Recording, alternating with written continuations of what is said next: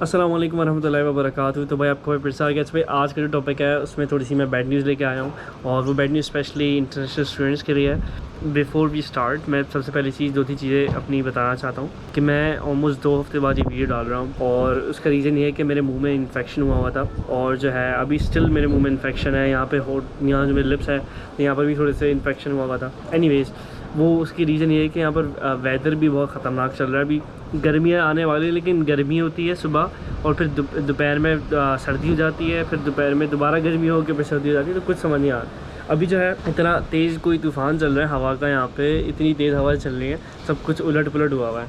तो अभी यहाँ पर मैं एक चीज़ दिखा दूँ। ये मैंने प्लॉट, ये जो है मैं लेके आया था मिंट का, जो है ये वो था पॉट, जो था प्लांट पॉट था।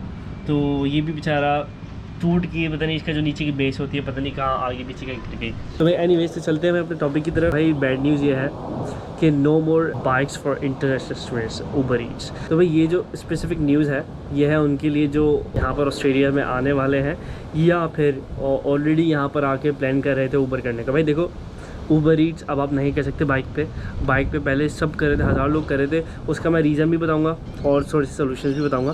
देखो, सबसे पहली चीज़ बैन इसलिए हुआ है कि आप जो है अब इंटरनेशनल लाइसेंस है अगर आपके पास, या ड्राइवर्स लाइसेंस है आपका ओवरसीज़ का, इंडिया पाकिस्तान बांग्लादेश जहाँ का भी है, अब आप यहाँ बाइक नहीं चला सकते उस पर उबर ईट्स करने के लिए, ठीक है।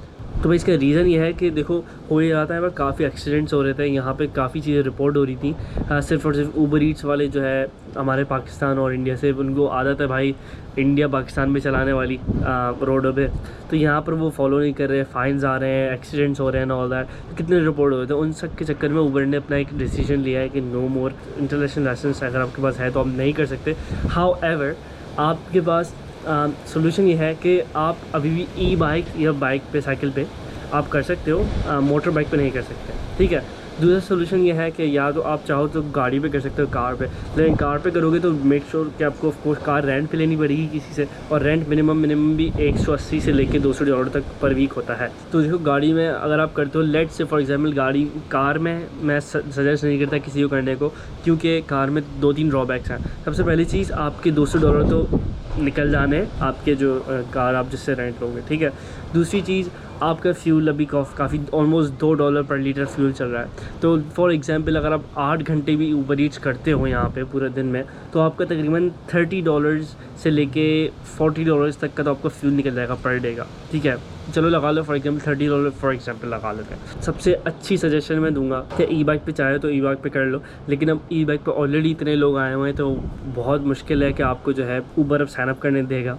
तो लेकिन कर रहे हैं लोग करने वाले, तो ठीक है। तो मैं तो खैर अभी मेरा अकाउंट वगैरह सब बना हुआ है, लेकिन I don't do it any more because of the time it takes. बहुत ज़्यादा टाइम लेता है आपकी जो है, इतना आपका पैसे भी नहीं बनते। लेकिन for example if you don't have anything else to do, then I think that's one of the thing you can do. दूसरी चीज़ ये, फॉर एग्जांपल सबसे अच्छी सजेशन मैं दूंगा उन लोगों को जो कि अभी पाकिस्तान, इंडिया, बांग्लादेश जहाँ भी वहाँ बैठे हुए हैं और वो प्लान कर रहे हैं आने का। क्योंकि भाई आप प्री प्लान करके आओ। मैं हमेशा सबसे ये बोलता हूँ, देखो यार, प्री प्लान का मतलब ये है कि आप ऑस्ट्रेलिया का लाइसेंस लो डायरेक्ट यहाँ पर आके। वो कैसे? आपका लाइसेंस एटलीस्ट 3 साल पुराना होना चाहिए। जहाँ पे ओवरसीज़ का आपके पास लाइसेंस है वो एटलीस्ट 3 साल पुराना होता है। अब होता क्या है, मेरी वाली गलती कि मैं जब यहाँ से मेरी फ़्लाइट थी ना, उस दिन उसकी सुबह मेरा टेस्ट था, ड्राइवर्स लाइसेंस का टेस्ट, और मैंने वो क्लियर कर दिया था। और जब क्लियर हुआ है मेरा जो है, तकरीबन ऑफकोर्स टाइम लगा था, 1.5-2 हफ्ते में मेरा लाइसेंस आ गया था। लेकिन क्या, उसके बाद मुझे 3 साल वेट करना पड़ा ऑस्ट्रेलियन लाइसेंस के लिए। तो भाई सबसे पहली चीज़, अगर आपका कोई जानने वाला है जो कि आपके बाद आने वाला है, तो उसको ऑलरेडी बोल दो कि भाई देखो यहाँ पर आना है, तो मेक श्योर तुम अभी से अपना ड्राइवर्स लाइसेंस बनवा लो ओवरसीज़ का। क्योंकि भाई यहाँ पर आके ड्राइवर्स लाइसेंस के थोड़े से पंगे होते हैं। आप 3 साल तक ऐसे ही बैठे रह जाओगे, आपके पास अपॉर्चुनिटीज़ हाथ से निकलेंगी। तो ये क्योंकि अभी अमेज़न, आप यार फ़ायदे हैं ड्राइवर्स लाइसेंस के इतने, आप अमेज़न फ्लेक्स कर सकते हो, और Amazon flex is way too good. बंदे भी इसमें कम है और आपके पैसे भी अच्छे खासे बन जाते हैं, आपको ऑर्डर का भी वेट नहीं करना। तो मैं बता रहा हूँ, इट्स ऑल गुड, ठीक है। तो these are the some suggestions you can take. Otherwise you always have an option to do it on e bike, Uber Eats on e bike और cycles. Otherwise you will have to rent a car, क्योंकि of course अगर आप अभी भी आए हो तो I don't think so you can afford a car. मैं नहीं कर पाया अभी तक भाई। तो एनीवेज, तो दैट्स ऑल फॉर टुडे। इंशाल्लाह तो मिलते हैं नेक्स्ट वीडियो में। अपना ख्याल रखें। अल्लाह हाफ़िज़।